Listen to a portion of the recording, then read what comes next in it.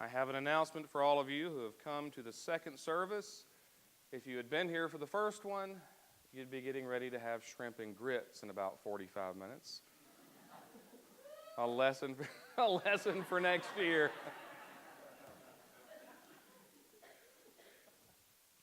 Life is busy. Life is full. 1,000 things occur over the course of just a few days. And it feels like we're caught up right in the middle of all of them.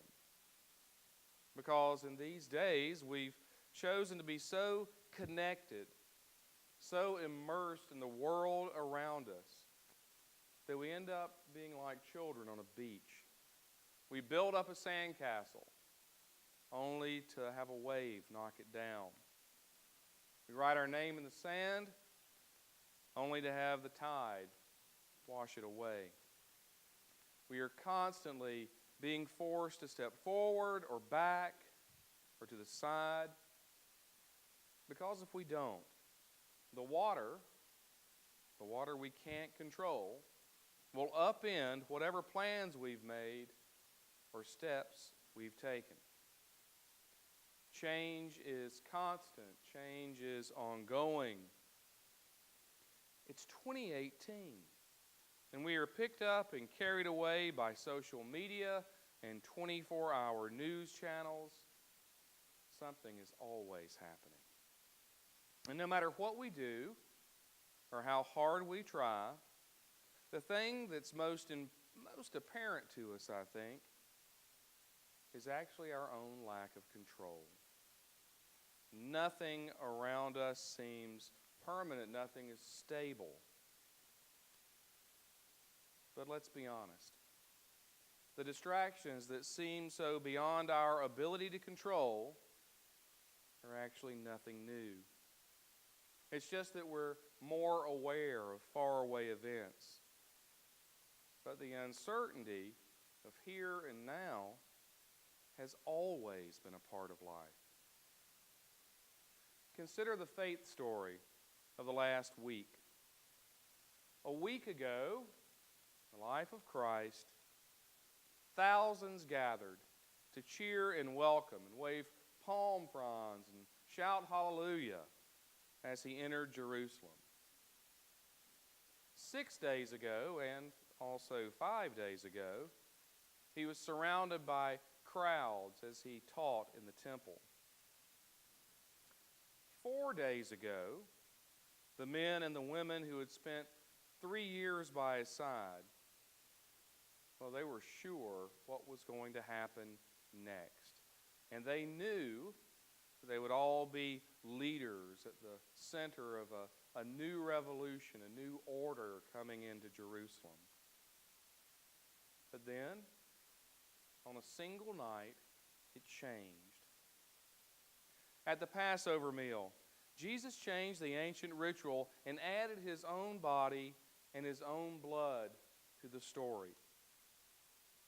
And if that wasn't enough, the next thing he did, he knelt in front of them and washed their feet.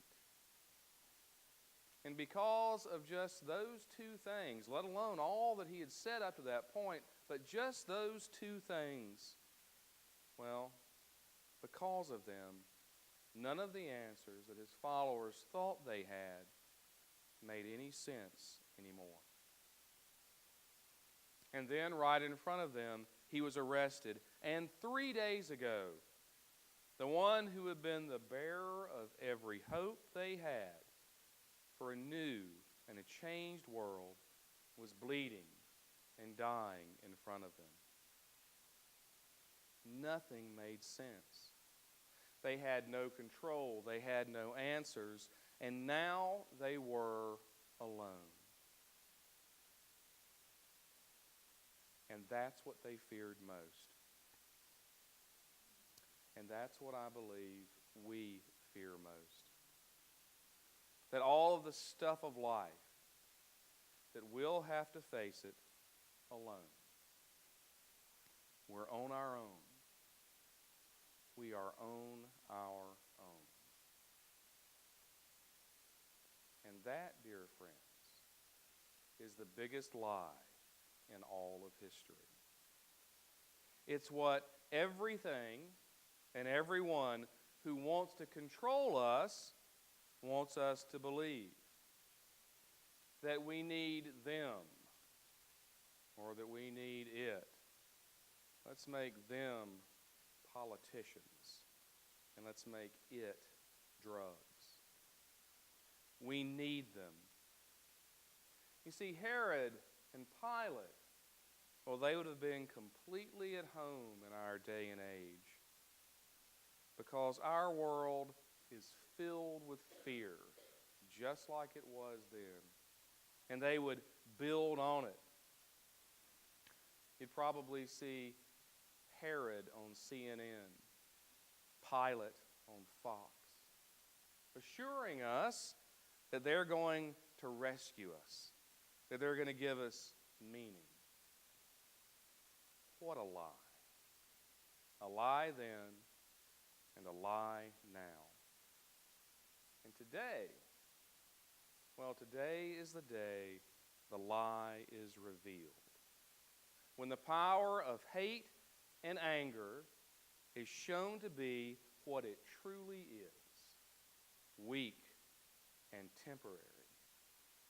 And so on a spring morning, we gather here because here we find the answers we're looking for. We pause and we listen to the ancient story, the timeless words, and realize the truth that's always been present. Life has purpose and meaning and value, which means each of us individually, we have purpose and meaning and value. Yesterday afternoon, we gathered here for a funeral for a very dear lady. And we were reminded on the edge of the crucifixion in that time between the death on the cross and the empty tomb that today, that this morning, changes everything for all time. And yesterday I shared these words from one of my favorite writers, Alice Walker. You may remember her as, among other things she authored, the author of The Color Purple. Walker says this: have you ever found God in church? I never did. I just found a bunch of folks hoping for him to show up. Any God I ever felt in church, I brought in with me. And I think all the other folks did too. You see, you come to church to share God, not find God. Her point is that if we've come to church this morning hoping that this is where God lives, and that if we show up, God will too, we miss the point. God entered the room with us. God is sitting beside us in the pew right now, and God will go forth with us when we leave. Now, on this weekend, lots of folks come to church hoping to find something. It's actually been with you all along. God surrounds us. God envelops us.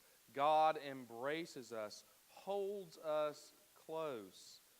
God never leaves us. The world says, you're alone. Christ says, I am always with you.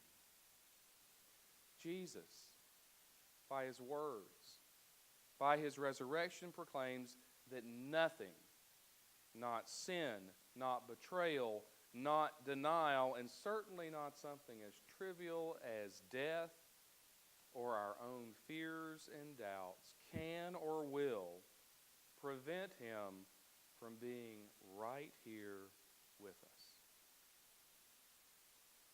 Today, we realize what Mary Magdalene realized in the garden. We have nothing to fear because he is here. He is risen. Hallelujah.